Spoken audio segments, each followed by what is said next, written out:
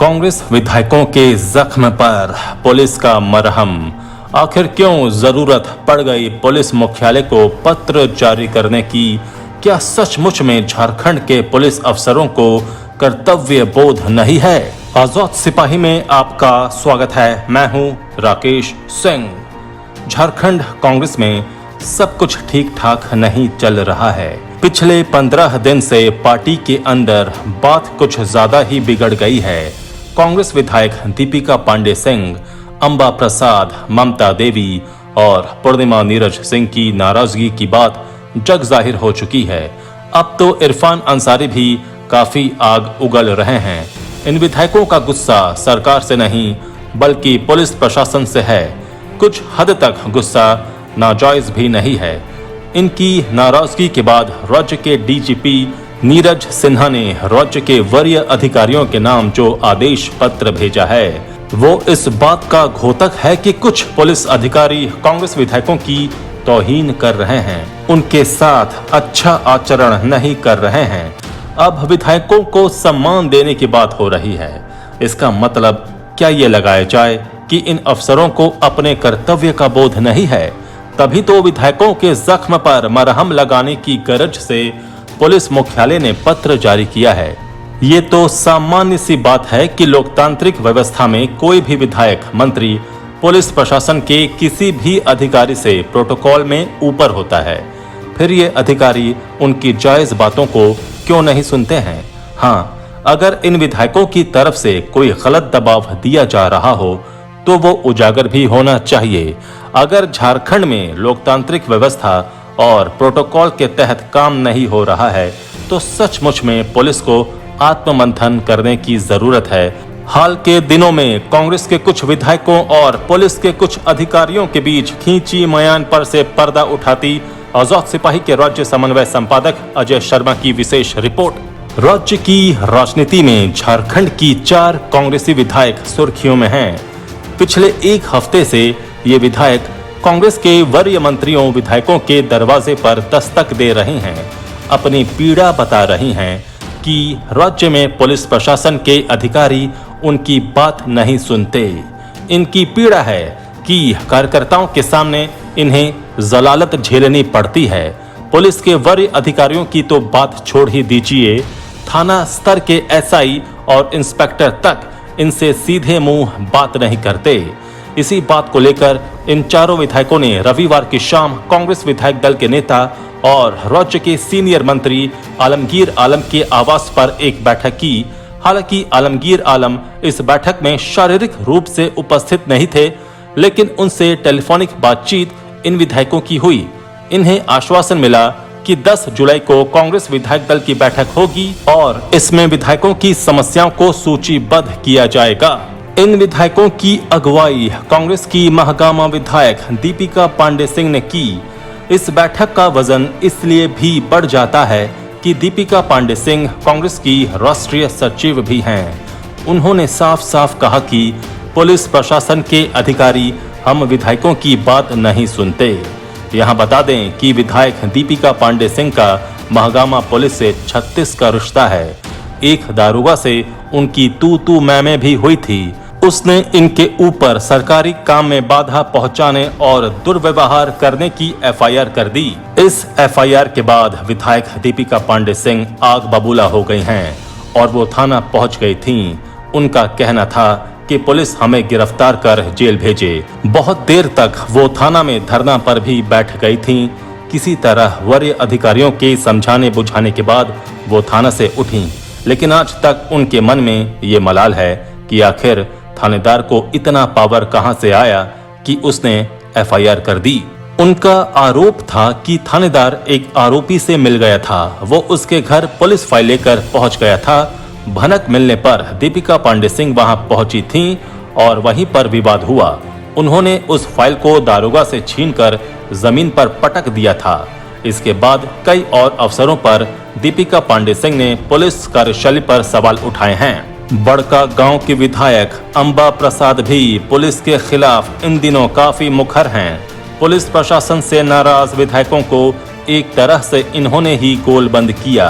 हुआ ये कि कटकम दाग में पुलिस ने अवैध बालू लदे 7 ट्रैक्टर पकड़े थे। इसकी शिकायत अंबा तक पहुंची। अंबा कटकमदाग थाना पहुंच गईं। उनका कहना था कि पुलिस ने घर के सामने खड़े ट्रैक्टरों को क्यों पकड़ा। पुलिस का कहना था कि इन पर अवैध बालू लदा था और ये नियम विरुद्ध है, इसलिए ऐसा किया गया। अंबा प्रसाद काफी नाराज हो गईं। पुलिस से काफी देर तक कहा सुनी हुई।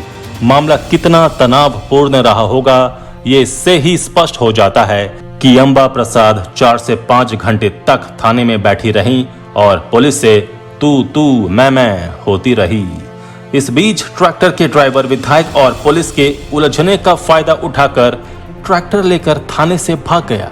पुलिस का कहना है कि अंबा प्रसाद के उकसावे पर ही वे सब ट्रैक्टर लेकर भागे, जबकि अंबा का कहना था कि पुलिस ने खुद उनके बॉडीगार्ड के साथ दुर्व्यवहार किया, उसका मोबाइल छीन लिया। मामला काफी बिगड़ गया। दोनों ओर से एफआईआर हुई और उसके बाद अंबा प्रसाद थाने से लौटी।